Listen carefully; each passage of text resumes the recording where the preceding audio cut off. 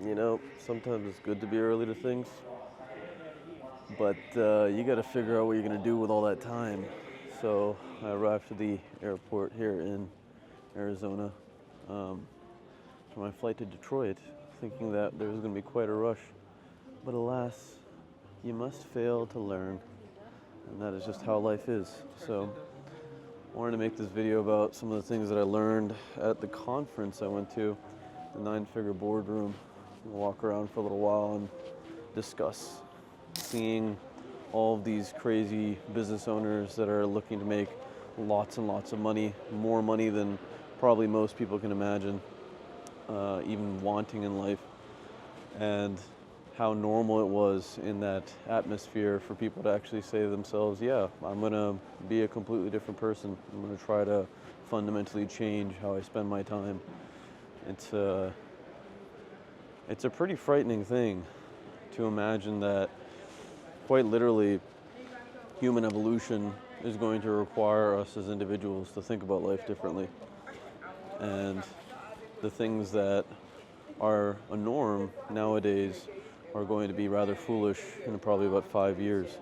As inflation kicks in, as this economics change, there's going to be a greater and greater divide between those that decide to take individual responsibility for our lives and those that are simply waiting, I suppose, for the world to end.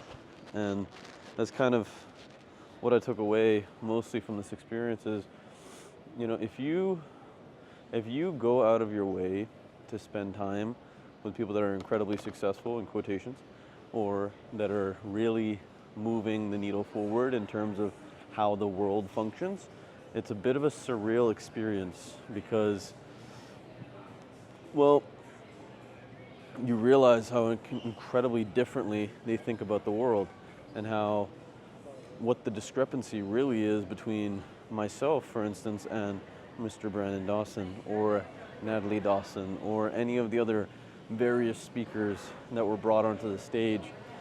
The things that they had to go through in order to become the people that are actually useful to thousands and thousands of individuals. I think a lot of us are unwilling to admit that we actually have that power inside of us. But as soon as we start actually committing to that and that change, that philosophy difference, the difference in actions, well, life becomes really interesting because then you can really do just about anything you want. And that's the frightening part. How do you spend your time? How do we spend our energy, our attention, when literally, quite literally, everything is possible? Setting goals. What I learned is that if you don't set the right goals, you're probably not going to get where you assume you deserve to go. So how do we do that? It comes down to knowing yourself, and that is the hardest thing in life, as far as I know, especially for human beings that are consistently given so much stimulus, so much to think about. It's life without purpose, life without a direction or a target can get kind of boring, especially for those of us that are intelligent and perhaps emotionally aware. I think it's required for those individuals in particular to have a little bit more. So in terms of setting a goal, knowing yourself is very, very important. And I always go back to the things that I knew about myself when I was really young, the things that have been enjoyable about my life for a long time. Those things tend to stay consistent.